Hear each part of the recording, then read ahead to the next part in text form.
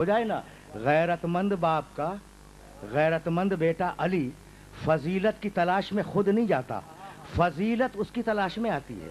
ठीक। अच्छा अब ये बताओ, अली की तमन्ना कि खैबर का आलम मिल जाए, या आलम की तमन्ना कि मैं अली के हाथ में जाऊं? ठीक है ना। अच्छा हल अता की तमन्ना, हल अता कि मैं अली के घर में नाजिल हो जाऊं, या अली की तमन्ना कि हल अता मेरे घर में नाजिल हो जाए? है ना, सवाल तो है। अच्छा अंगूठी की तमन्ना,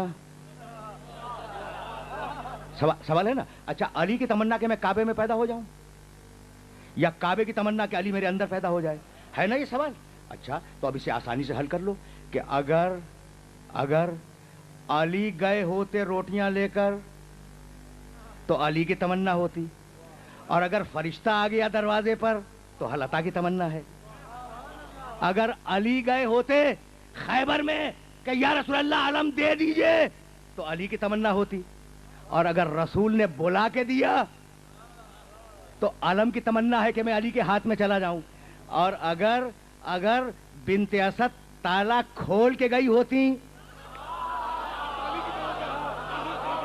तो अली की तमन्ना होती, और अगर दरवाजा बन जाए दीवार में,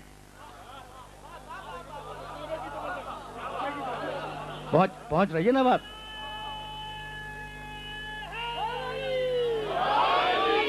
पहुंच गई ना बात मेरे मोहतरम सुनने वालों तक? तो अब ज्यादा ज़हमत समात नहीं दूंगा, लेकिन सुनते तो जाओ। जाना कहाँ है, जाना कहाँ है? नहीं रुकूंगा विलादत काबा पर, इसलिए मुझे जाना आगे। तो गैरतमंद बाप का गैरतमंद बेटा कभी तलाश फजाइल में नहीं गया। लेकिन अब मेरा जुमला सुनना और मेरे जुमले को अपने जहनों के अंदर महफूज रख लेना। भाई अजीब बात है कि पूरे कुरान में कुल एक आयत है जिस पर अली ने नाज किया है। आराम से सुनना, बहुत आराम से, इसलिए कुछ कहना चाहूंगा। एक आयत है। जब पूछा गया ना अली से कि अली तुम्हारे इस फजीलतों में सबसे बड़ी फजीलत तुम्हारे नजदीक क्या है? देखो सवाल आसान नहीं है।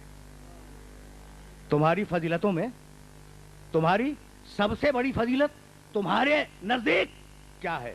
अच्छा देखो, अगर इस भरे मजमे से कोई मुझसे पूछ ले कि जनाब आपकी सबसे बड़ी फजीलत क्या है, तो मुझ जैसा जलील इंसान भी 5 मिनट ले लेगा सोचने के लिए कि मैं अपनी कौन सी फजीलत बयान करूं। और वो अली जिसके लिए पैगंबर अकरम ने 23,000 फजीलतें बयान की थी, 23,000। इब्ने अब्बास की रिवायत है। वक्त नहीं लिया सोचने में, जैसे ही मजमे से पूछने वाला खड़ा हुआ कि अली तुम्हारी निगाह में तुम्हारी सबसे बड़ी फजीलत क्या है, तो मुस्कुरा के कहने लगे, ये नहीं कहा कि मैं काबे में पैदा हुआ। भाई है, फजीलत है, बहुत बड़ी नहीं है, सबसे बड़ी नहीं है। कह देते कि रसूल ने कंधे पे खड़ा किया था, फजीलत है, सबसे बड़ी नहीं है। कह देते मुझे अपने बिस्तर पे सुला दिया था, फजीलत है, लेकिन सबसे बड़ी नहीं है। अच्छा कह देते गदीर में मौला बना लिया था, ठीक है ना, फजीलत है, सबसे बड़ी नहीं है। तो पूछा सबसे बड़ी फजीलत क्या है, मुस्कुराए और फिर सूरह रात की आयत पढ़ी, व यक़ूलुल लज़ीना कफ़रू लस्त मुरसला कुल कफ़ा बिल्लाहि शहीदन बैनी व बैनकुम व मन इंदहु इल्मुल किताब। काफिर कहते हैं कि मोहम्मद तू रसूल नहीं है। कह दे कि मेरी गवाही के लिए 2 काफी हैं, अल्लाह काफी है और किताब का इल्म रखने वाला काफी है। तो मुस्कुरा के कहने लगे कि मेरी सबसे बड़ी फजीलत यह है कि मैं मोहम्मद की रिसालत की गवाही में उसका शरीक हूं जो ला शरीक है।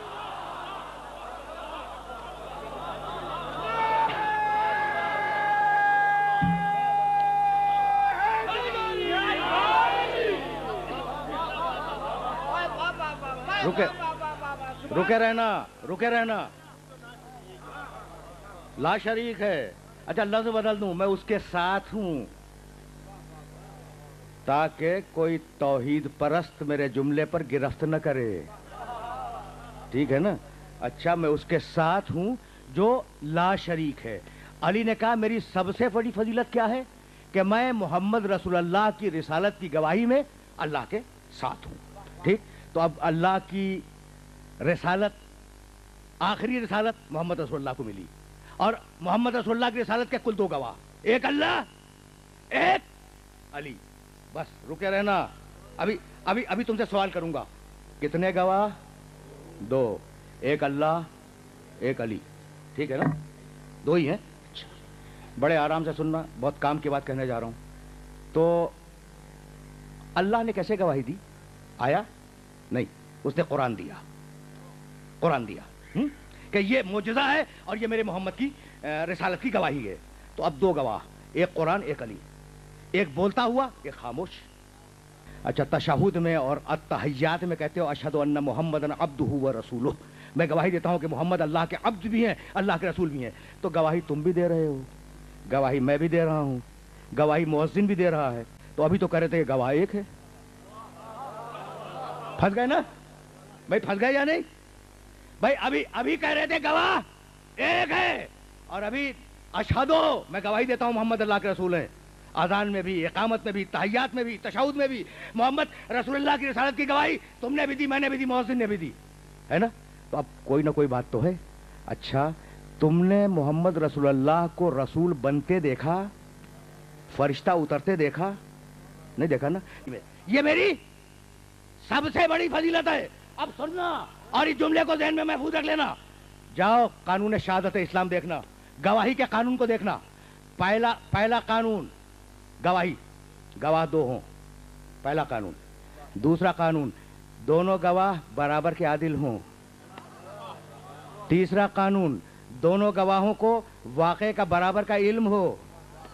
چوتھا قانون دونوں گواہوں کو واقعے پر برابر کا یقین ہو، برابر کی عدالت ہو، برابر کا علم ہو، برابر کا یقین ہو۔ تو اللہ نے رسالت محمد کی، بس پہنچ رہی ہے بات؟ بس میں نے بڑی زحمت دے دی۔ اچھا تو اب رسالت محمد کے دو گواہ، بس علی اور قرآن۔ سننا، تقریر تمام ہو گئی اور اب اس سے زیادہ زحمت سماعت نہیں دوں گا۔ میرے پاس 9 دقیقے ہیں اور انہی 9 دقیقوں میں بات کو بالکل مکمل کر دینا ہے۔ خدا کے دو گواہ، کائنات اور رسول۔ کائنات خاموش، رسول بولتا ہوا۔ رسول کی رسالت کے دو گواہ، قرآن اور علی۔ قرآن خاموش، علی بولتا ہوا۔ اب علی کی امامت کے کتنے گواہ؟ دو گواہ، دو گواہ۔ بھئی یہی بات کو روک دوں گا۔ بولتا ہوا حسن، خاموش قرآن۔ سوچ رہے ہوگے نا کہ یہ بات کہاں تک پہنچ گئی؟ تو توحید کے دو گواہ، محمد اور کائنات۔ محمد کے دو گواہ، علی اور قرآن۔ علی کے دو گواہ، حسن اور قرآن۔ حسن کے دو گواہ، حسین اور قرآن۔ حسین کے دو گواہ، زین العابدین اور قرآن۔ زین العابدین کے دو گواہ، محمد باقر اور قرآن۔ محمد باقر کے دو گواہ، جعفر صادق اور قرآن۔ جعفر صادق کے دو گواہ، موسی کاظم اور قرآن۔ موسی کاظم کے دو گواہ، علی رضا اور قرآن۔ علی رضا کے دو گواہ، محمد تقی اور قرآن۔ محمد تقی کے دو گواہ، علی نقی اور قرآن۔ علی نقی کے دو گواہ، حسن عسکری اور قرآن۔ حسن عسکری کے دو گواہ، 12واں اور قرآن۔ اب سارا مجمع خاموش ہے اور حق ہے، انہیں خاموش ہونا چاہیے۔ اور جب تک مولانا عرفان حیدر عابدی نہیں آ جائیں گے، آگے گفتگو آگے نہیں جائے گی۔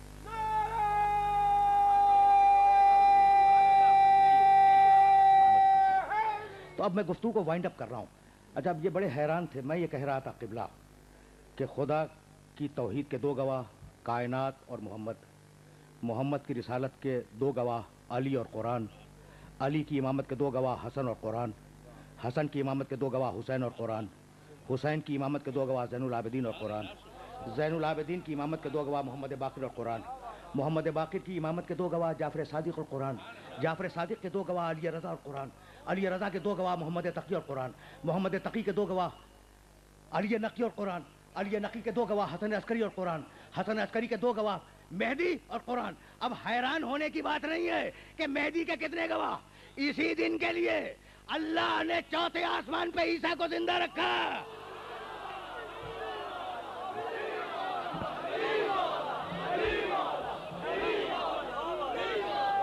مہدی، بس تقریر تمام ہو گئی اور اب دعائے خیر بھی قبلہ کروائیں گے، اور بغیر دعائے خیر کی ان کی تقریر ختم نہیں ہوگی۔ ٹھیک ہے نا؟ اچھا، تو اب کتنے گواہ؟ مہدی کے کتنے گواہ؟ 2 گواہ، عیسیٰ اور قرآن. بس ایک روایت سنو اور اب مجھے اجازت دے دو. میں ابھی عرض کر رہا تھا کہ اگر کتاب صحیح ہو تو ضروری نہیں ہے کہ مصنف بھی صحیح ہو. تو صحیح کتاب کی حدیث سن لو. کتاب اگر صحیح ہو کیا ضروری ہے مصنف صحیح ہو؟ کوئی ضروری نہیں، کوئی ضروری نہیں ہے. ٹھیک ہے نا؟ اچھا، تو صحیح کتاب کی حدیث سن لو. اچھا، 2 طریقوں سے آئیے، وہ دونوں طریقے سن لو. مہدی کے 2 گواہ، عیسیٰ اور قرآن. فکیف بکم اذا نزل ابن مریم فیکم و امامکم منکم. وہ دن تمہارے لیے کتنا عجیب دن ہوگا جب عیسیٰ آسمان سے اتریں گے اور تمہارا امام موجود ہوگا، لیکن عیسیٰ کی ہمت نہیں ہوگی کہ تمہارے امام کو نماز پڑھائے. تمہارا امام عیسیٰ کو نماز پڑھائے گا. ایک روایت. دوسری روایت، کیف انتم اذا نزل ابن مریم فیکم و امامکم منکم. کتنے خوشحال ہوگے تم جب عیسیٰ بھی ہوں گے، تمہارا 12واں بھی ہوگا، لیکن عیسیٰ کی ہمت نہیں ہوگی کہ 12ویں کو نماز پڑھائے.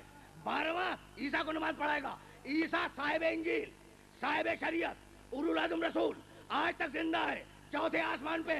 جب معصوم نبی کی ہمت نہیں کہ وہ 12ویں کو نماز پڑھا سکے، تو کوئی خطا کار امتی پہلے کو کیسے نماز پڑھا دے گا؟